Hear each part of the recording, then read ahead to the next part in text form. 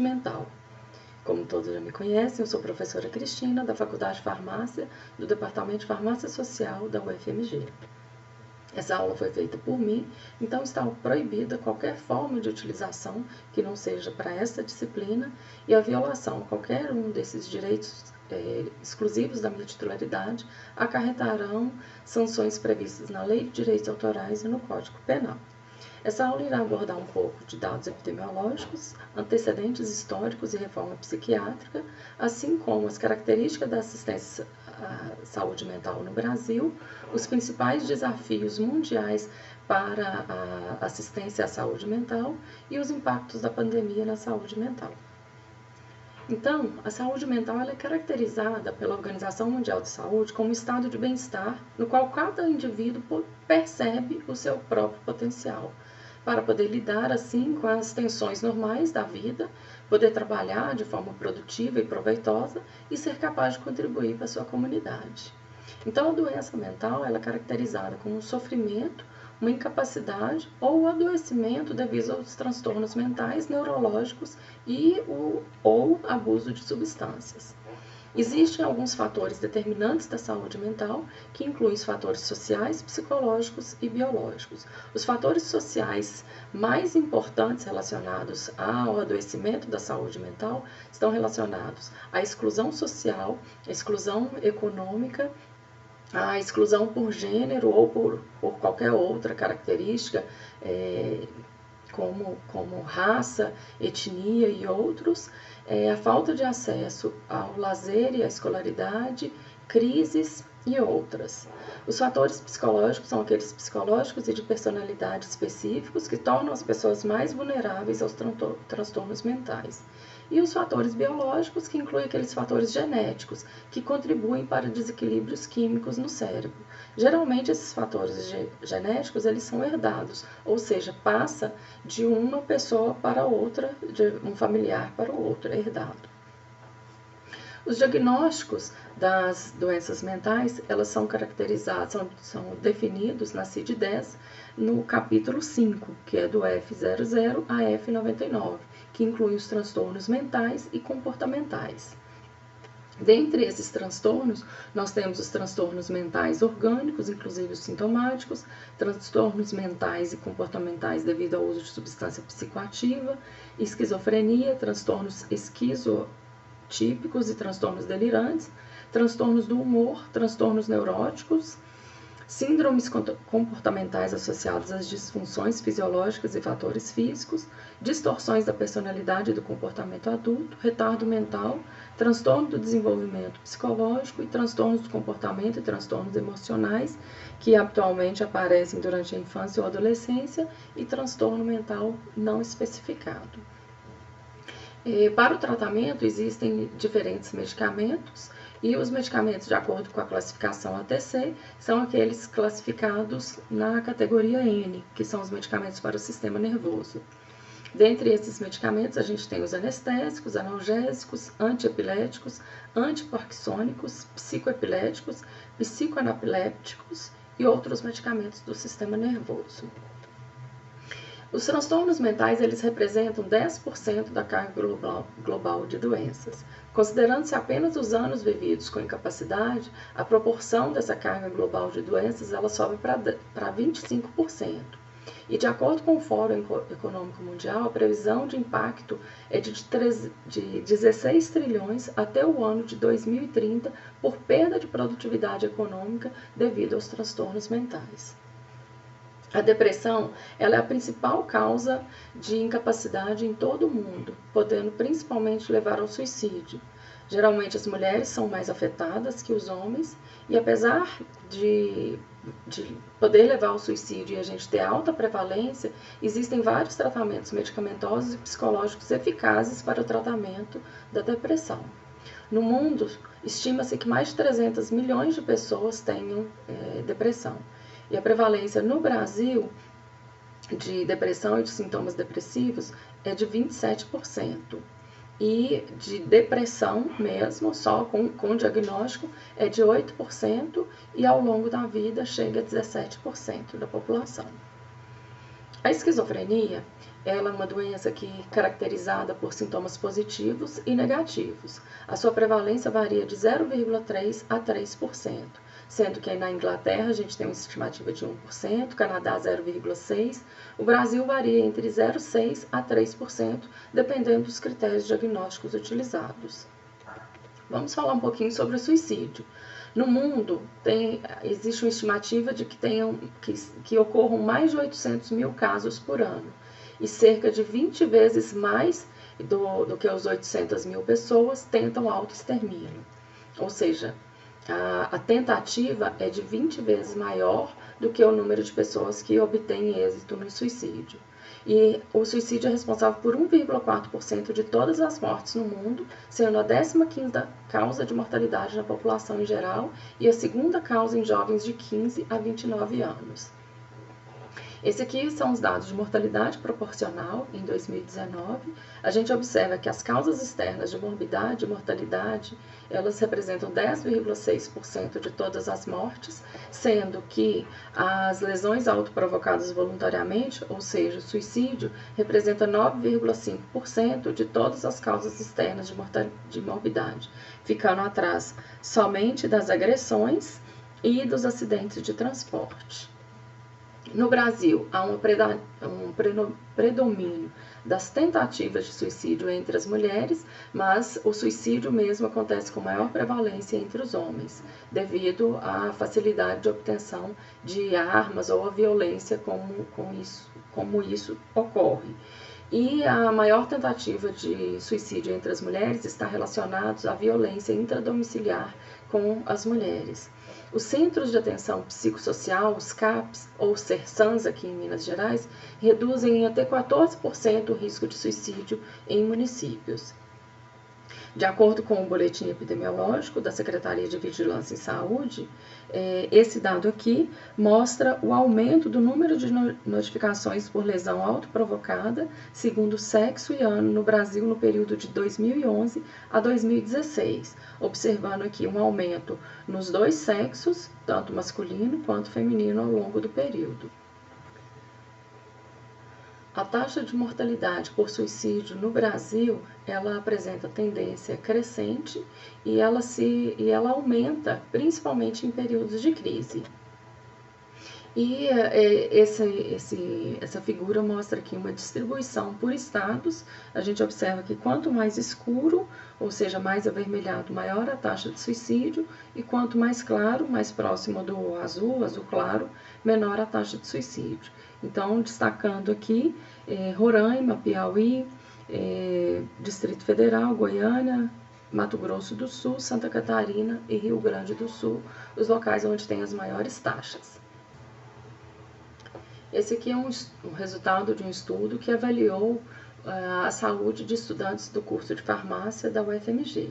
Observou-se nesse estudo uma prevalência de 21,2% de uso de algum medicamento para o sistema nervoso central, ou seja, uma alta prevalência de uso desses medicamentos. Os principais medicamentos utilizados relatados pelos estudantes foram antidepressivos e ansiolíticos.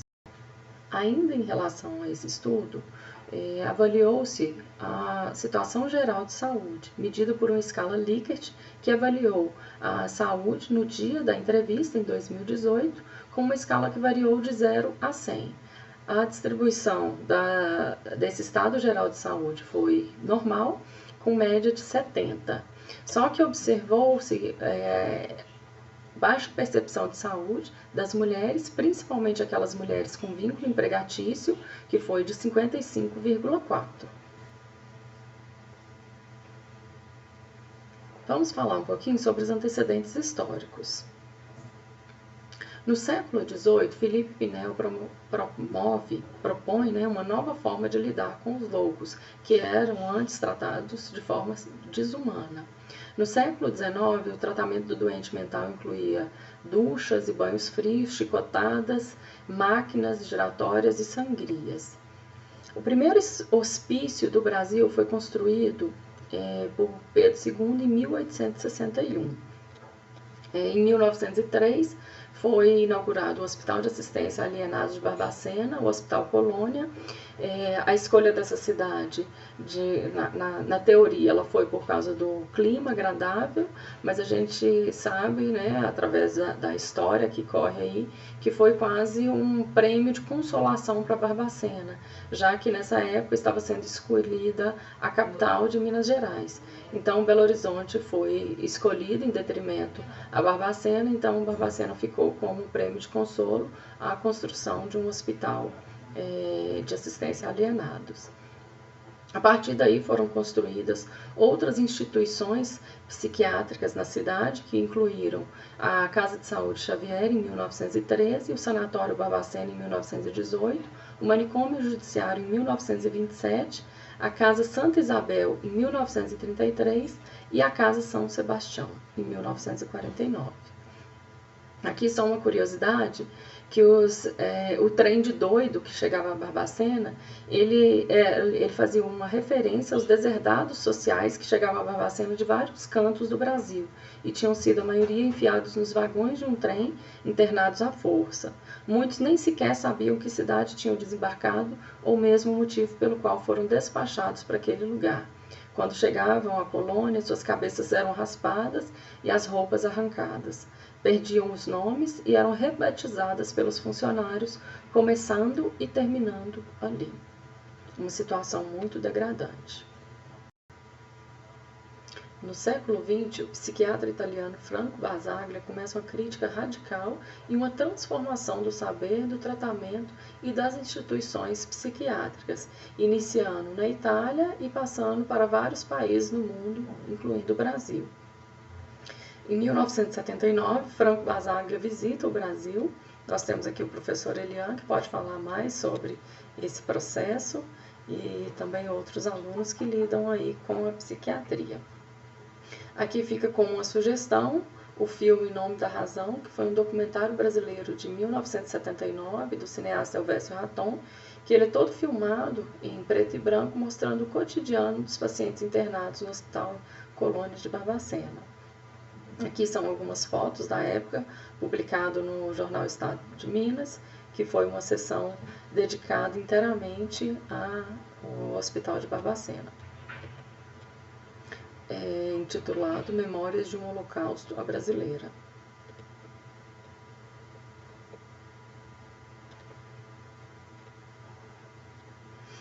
Em 1987, ocorre o Congresso de Trabalhadores da Saúde Mental em Bauru, ficando decidido que o dia 18 de maio passa a ser o dia da luta antimanicomial do Brasil, surgindo então aí um movimento chamado de luta antimanicomial. E junto a ele inicia-se a reforma psiquiátrica.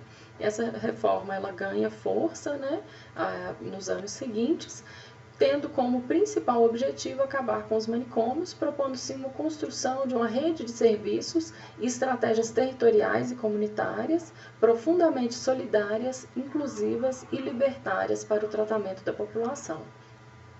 Em 2001 foi promulgada a Lei Paulo Delgado, que é a lei número 10.216, que propõe a extinção progressiva dos manicômios no país, ficando definido que nos atendimentos em saúde mental de qualquer natureza, pessoas e seus familiares ou responsáveis serão formalmente cientificados dos seus direitos, sendo direitos da pessoa portadora de transtorno mental ter acesso ao melhor tratamento, ser tratada com humanidade e respeito e ser protegida contra qualquer forma de abuso e exploração.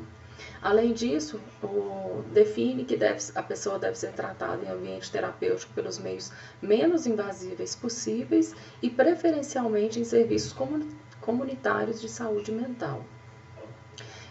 A política de saúde mental no Brasil teve como objetivo, então, uma redução programada de leitos psiquiátricos de longa permanência, incentivando, assim, as internações psiquiátricas somente quando necessárias em hospitais gerais e que fossem de curta duração, com um tempo máximo de internação. A constituição de uma rede de dispositivos diferenciados que permitissem a atenção ao portador de sofrimento mental diretamente no seu território de moradia. E também a desinstitucionalização de pacientes de longa de longa permanência, assim como a reabilitação psicossocial por meio da inserção do trabalho, da cultura e do lazer. Na década de 20, nós tivemos aí a utilização maciça da malarioterapia, que era a inoculação do agente causador da malária para o tratamento da demência causada pela sífilis em estágio avançado. Também nessa época a gente tinha a insulinoterapia, que era destinada ao tratamento de pacientes psicóticos, principalmente com esquizofrenia, mostrando aí as características do tratamento, a pouca disponibilidade de recursos para o tratamento dos portadores de alguma doença mental. A partir da década de 30, inicia-se um tratamento de eletrochoque com a eletroconvulsivoterapia, principalmente destinado aos pacientes com esquizofrenia e com depressão aguda. E também inicia-se a descoberta das anfetaminas, que eram os psicoestimulantes também utilizados para esses pacientes. Somente na década de 50 que houve a primeira geração de psicotrópicos, que incluíram clorpromazina, haloperidol e antidepressivo triciclo, que foi a imipramina.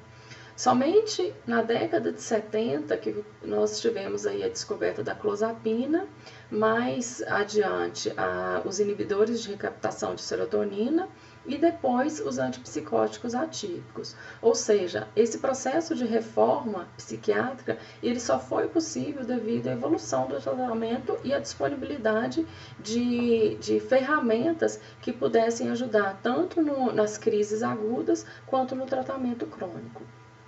A rede de atenção à saúde mental no Brasil, ela é formada pela atenção básica, que são as unidades básicas de saúde, os centros de saúde que promovem a atenção a esses pacientes, a atenção psicossocial,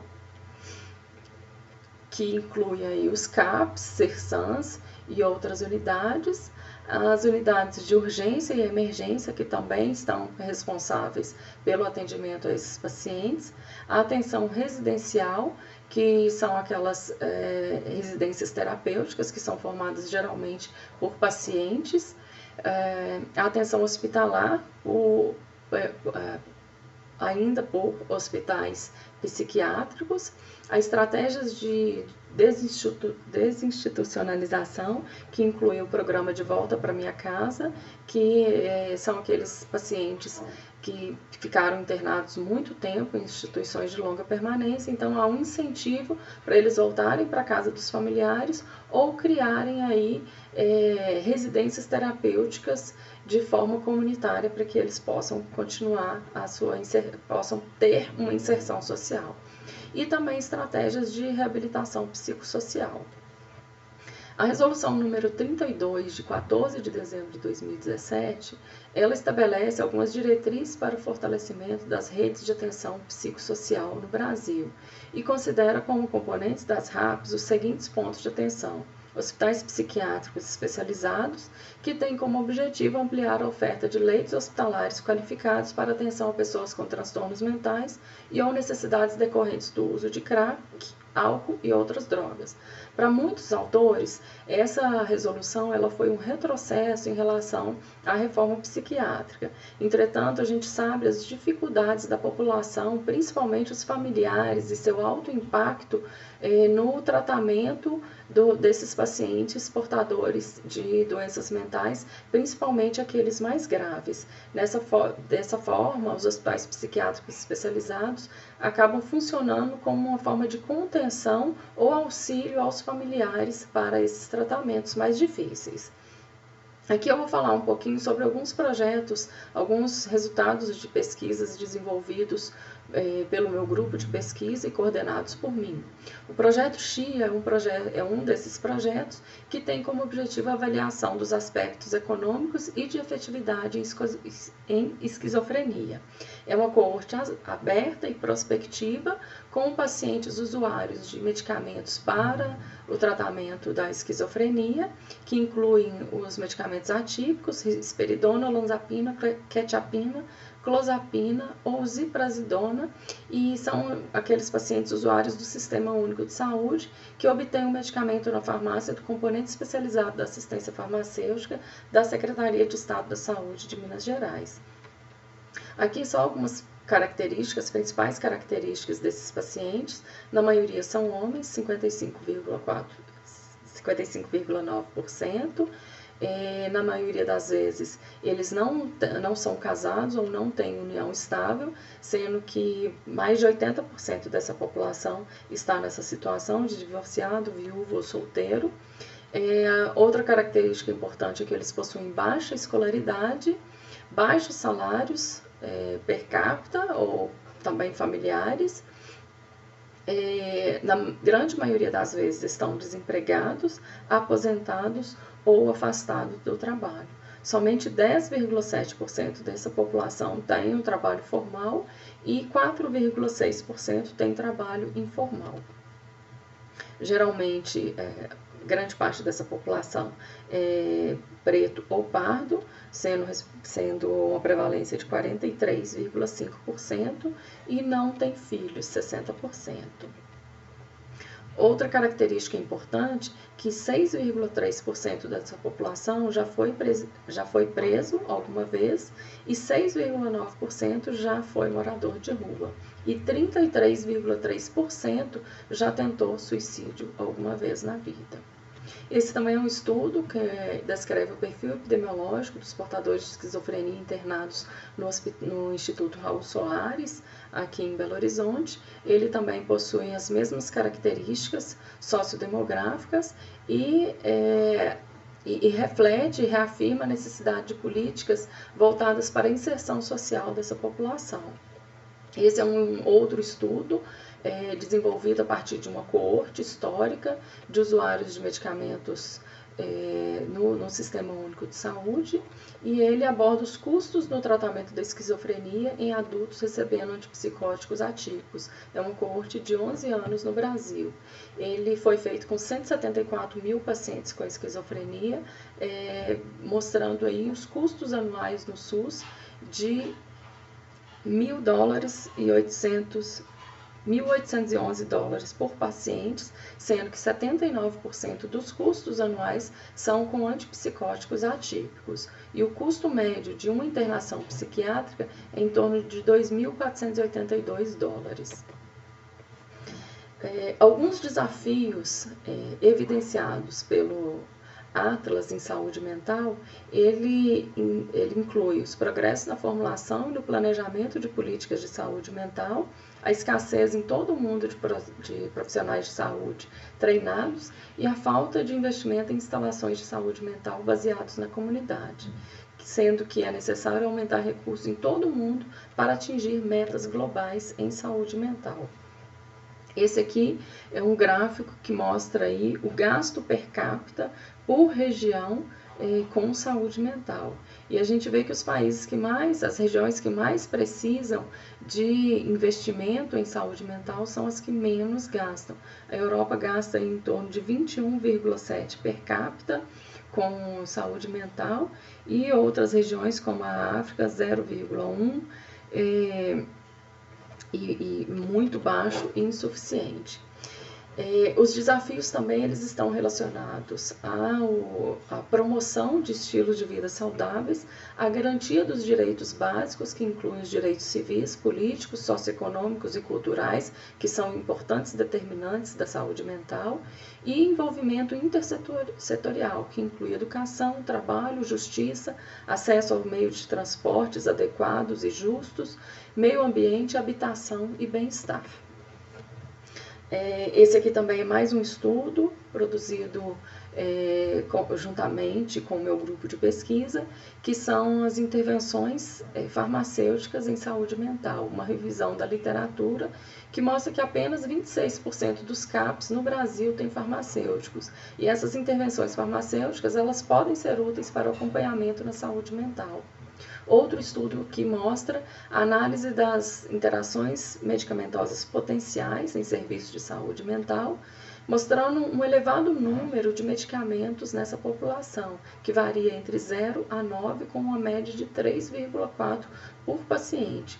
E as interações medicamentosas potenciais têm uma prevalência de 35,1%. Passando então para a saúde mental no contexto da pandemia, nós vamos falar aqui sobre alguns estudos desenvolvidos nos últimos anos, no último ano, né, 2020 e o atual ano, mas a ideia é que vocês possam buscar os artigos científicos e a gente possa discutir na próxima aula. Esse artigo aqui ele vai abordar o impacto psicológico da quarentena e como reduzi-lo. É uma revisão rápida das evidências feita com 24 artigos sobre esse impacto psicológico para explorar os prováveis efeitos sobre a saúde mental, o bem-estar psicológico e os fatores que contribuem ou atenuam esses efeitos. Os principais sintomas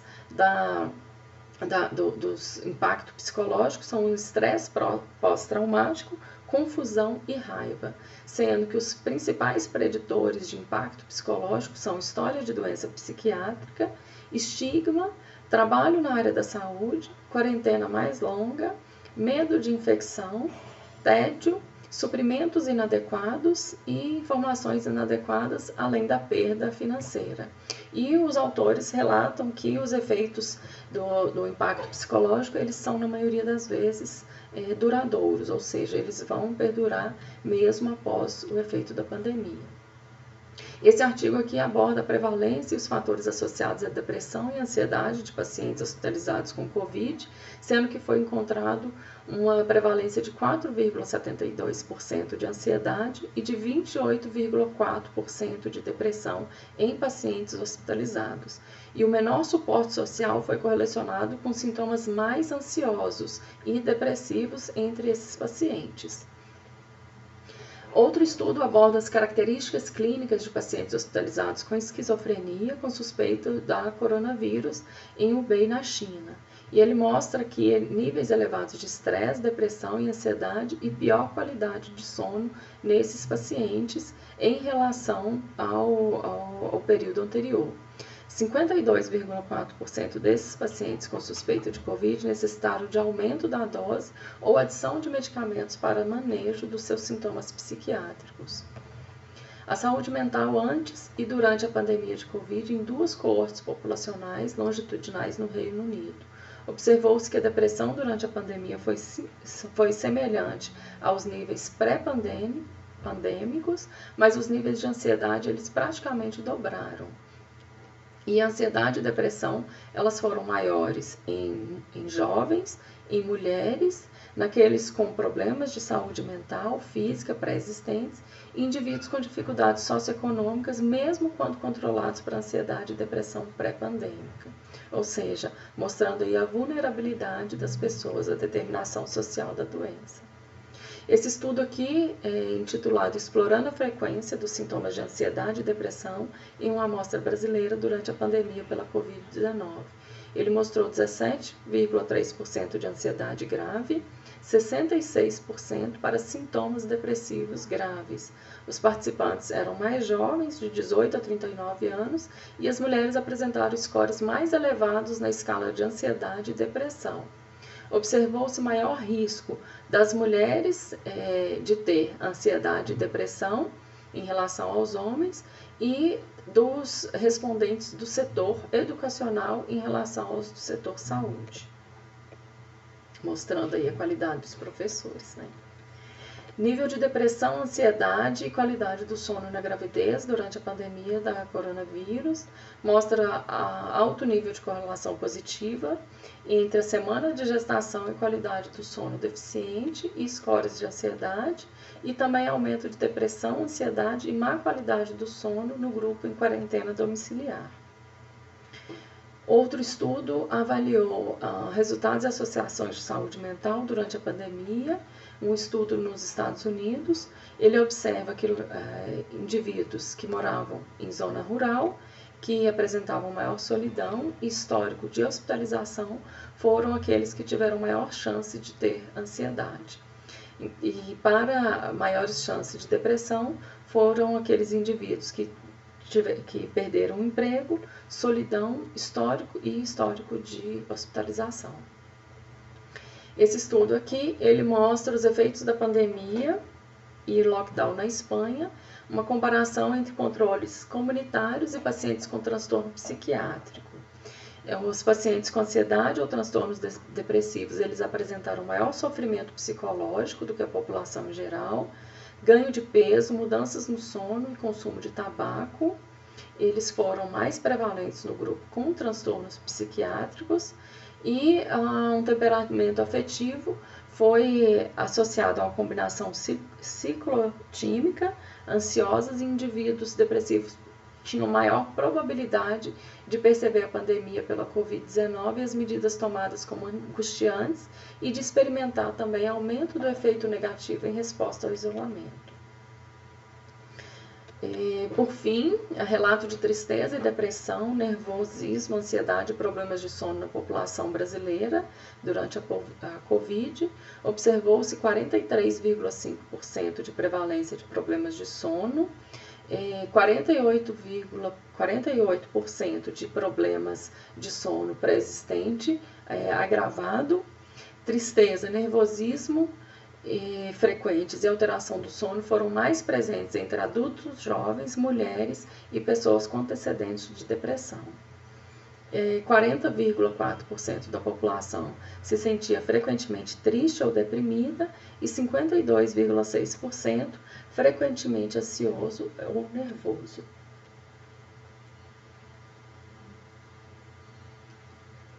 Essa é uma sugestão de leitura, que é um documento que traz informações operacionais para abordagem prática relacionada à saúde mental no contexto da pandemia da Covid-19.